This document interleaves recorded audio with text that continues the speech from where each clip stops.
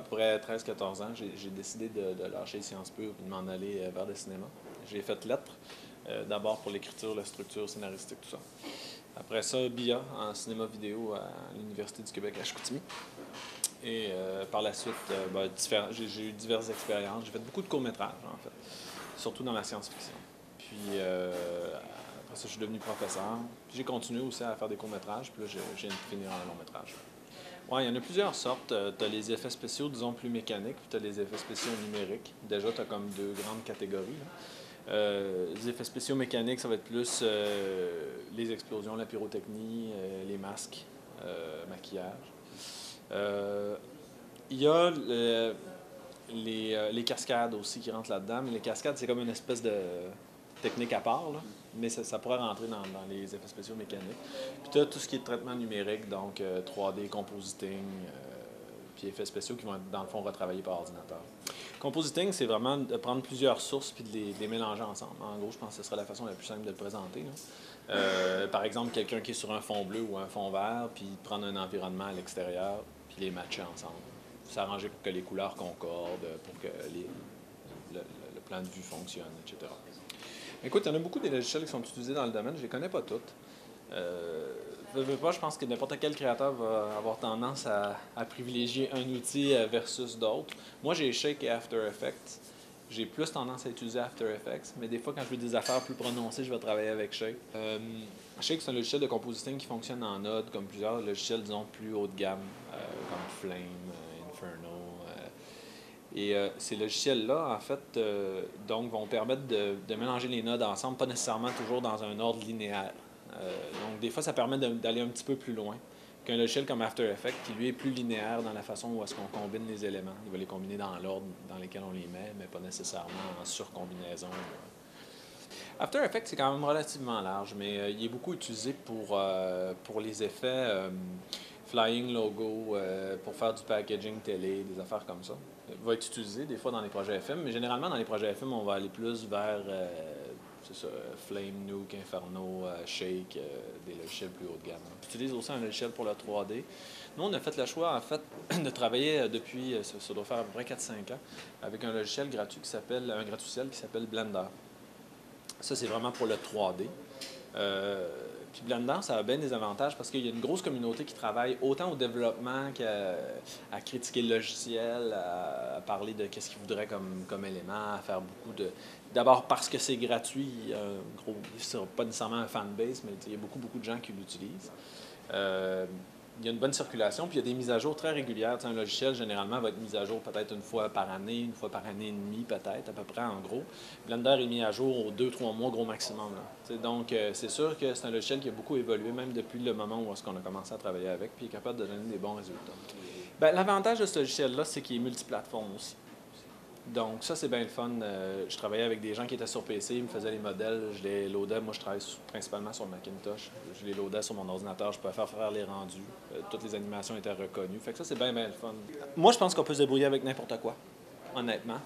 C'est peut-être une philosophie que j'ai fini par développer à force de, justement, plus ou moins travailler avec du budget, tout ça. Mais je pense que n'importe quoi peut donner un bon résultat si tu le travailles intelligemment, si tu éclaires correctement, tu t'arranges pas qu'il y ait trop de grains. La compression, mais c'est évident que généralement, tu vas acheter une machine moins chère, avoir plus de compression, donc c'est évident que tu vas avoir tu vas pouvoir faire moins de génération. Après ça, quand tu fais tes effets, il va falloir que tu fasses plus attention à ça. Ma spécialisation dans les effets spéciaux, est-ce que j'en ai une? Ça, c'est une bonne question. En fait, techniquement, si j'aurais tendance à travailler avec des grosses équipes, fort probablement j'aurais une spécialisation très particulière, très pointue. Comme souvent, je suis obligé un peu de toucher à tout, ben, spécialisation particulière, pas nécessairement. Puis je dirais même que j'aime pas mal toutes les étapes. T'sais, autant tourner les effets que faire le compositing. À quelque part, il y a des affaires là-dedans que j'aime. Quand je suis écœuré de faire du tournage, j'embarque sur du compositing. C'est une spécialité en tant que telle, je sais pas. Peut-être, mais en fait, peut-être l'habitude de travailler avec peu de moyens. Ça, c'est fort probablement, on pourrait dire, peut-être une spécialité là, qu'on finit par développer éventuellement. What the fuck? Something's wrong.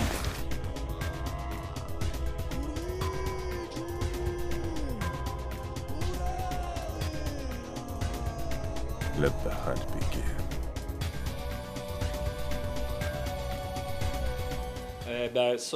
La réussite d'un effet spécial, c'est à 99% le jugement.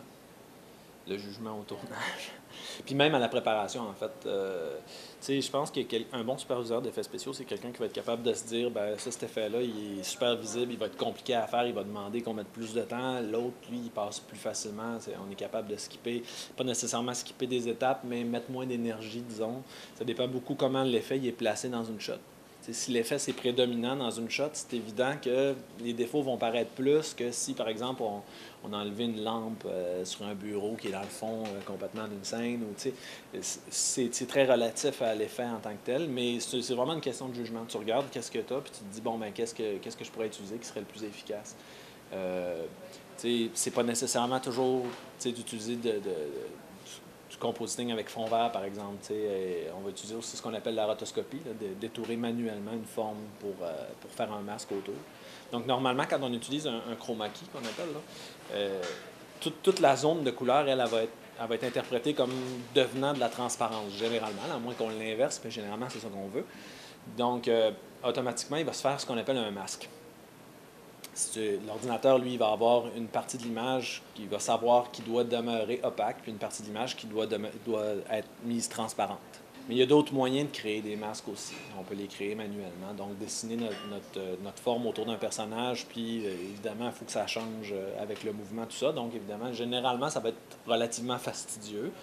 Mais dans certains cas, c'est plus efficace de le faire en rotoscopie qu'en chroma key pour toutes sortes de raisons. Chacun ont leurs avantages, leurs inconvénients. Par exemple, un chroma key, le désavantage, c'est tu as un retour de couleur. Des fois, tu en veux, des fois, tu n'en veux pas. Des fois, en enlevant le retour de couleur, ça va faire d'autres trous à d'autres places. Ou ça va offsetter tes couleurs, puis ça va être plus difficile de les faire matcher après. Veux pas, quand tu enlèves une couleur sur trois, parce que la composante en RGB, c'est le rouge, le vert, le bleu. Quand tu diminues une couleur sur trois, tes couleurs deviennent pas juste off. À un moment donné, il te manque de l'information couleur dans certaines couleurs. Ce qui veut dire qu'après ça, quand tu veux matcher avec les autres, c'est pas toujours évident.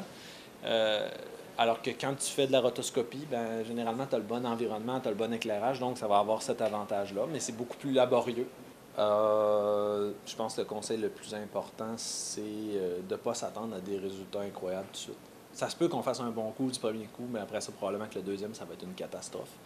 Puis ça va toujours être ça. Ça fait des années que je fais des effets, puis ça m'arrive de me planter sur des effets que je me dis, voyons donc, j'aurais jamais pensé que,